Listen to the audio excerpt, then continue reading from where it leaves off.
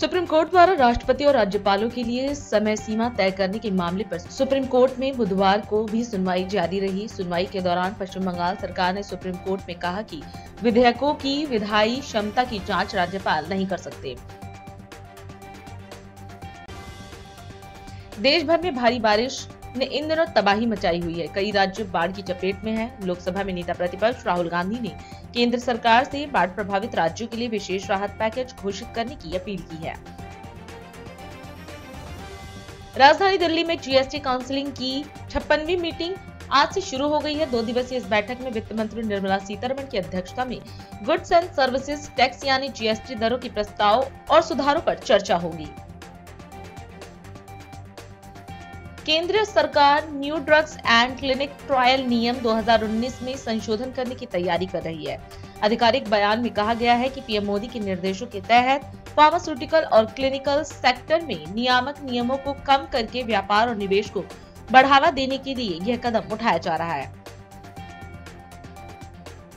असम के मुख्यमंत्री हेमंत बिस्वा शर्मा ने खुलासा किया कि नागरिकता संशोधन अधिनियम के तहत अब तक राज्य में सिर्फ 3 विदेशियों को ही भारतीय नागरिकता दी गई है। दिल्ली सरकार प्रधानमंत्री नरेंद्र मोदी के जन्मदिन 17 सितंबर से 2 अक्टूबर तक सेवा पखवाड़ा के रूप में मनाएगी। इस दौरान 75 नई सेवाएं और योजनाएं जनता को सौंपी जाएंगी।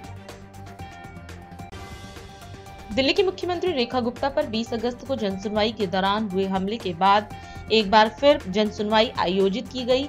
इसको लेकर दिल्ली पुलिस के अलावा तमाम सुरक्षा एजेंसियां पूरी तरह अलर्ट रही। दिल्ली में यमुना नदी के उफान ने एक बार फिर बाढ़ का खतरा बढ़ा दिया है। मंगलवार सुबह हथनीकुंड बैराज से हर घंटे 1.5 से 2 लाख क्यूसेक पानी छोड़ा जा रहा है, जिसके आज दिल्ली पहुंचने से हालात और गंभीर हो सकते हैं।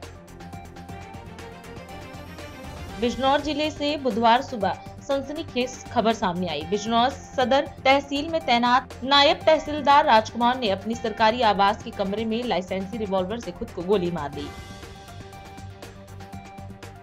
उत्तर प्रदेश के मुख्यमंत्री योगी आदित्यनाथ ने कहा कि भारत दुनिया की सबसे तेजी से बढ़ती अर्थव्यवस्थाओं में से एक बन गया है और अगले 2 वर्षों में तीसरी सबसे बड़ी अर्थव्यवस्था बनने के लिए तैयार है, जबकि वर्तमान में यह 4थे स्थान पर है।